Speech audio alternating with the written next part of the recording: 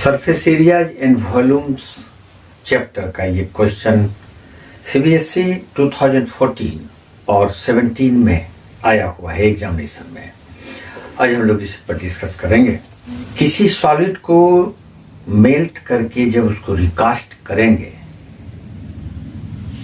तो उसके वॉल्यूम में कोई परिवर्तन नहीं होता है, कोई चेंज नहीं होता है। जैसे कि ये क्वेश्चन है, ए solid metallic sphere of radius 10.5 cm। मान लेते हैं कि ये एक सॉलिड मेटेलिक स्फीयर है, ये जिसका कि रेडियस दिया हुआ है 10.5 cm। Radius is equal to 10.5 cm। अब इसको मेल्ट किया गया और रिकास्ट किया गया स्मॉलर कोन्स में, छोटे छोटे कोन्स के रूप में इसको रिकास्ट किया गया।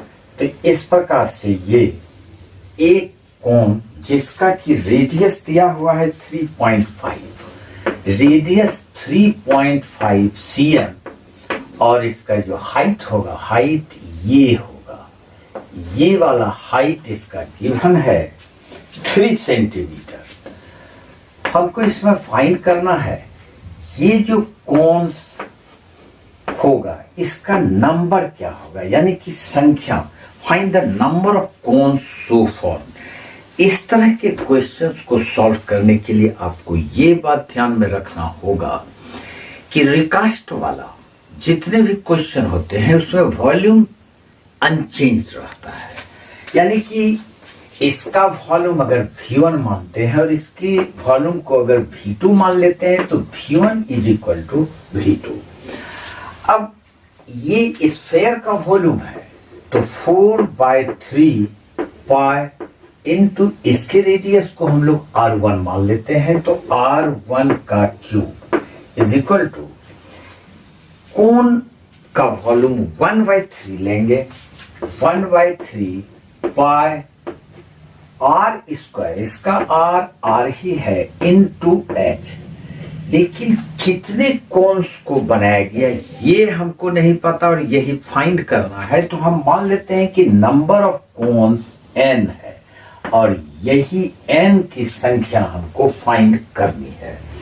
अब यहां पर 3 कैंसिल कर दिए, पाई कैंसिल कर दिए, तो n is equal to therefore number of cones is equal to 4r1 cube, 4r1 cube और डिवाइड हो जाएगा 4r1 क्यूब में डिवाइड करेंगे r स्क्वायर और h, r square h, 4 into r1 cube, r1 10.5, 10.5 into 10.5 और इंटू 10.5, 3 टाइम्स इसको multiply करेंगे और डिवाइड कर देंगे आर स्क्वायर। आर इसका 3.5 इंटू 3.5 और इंटू एच, एच 3 है।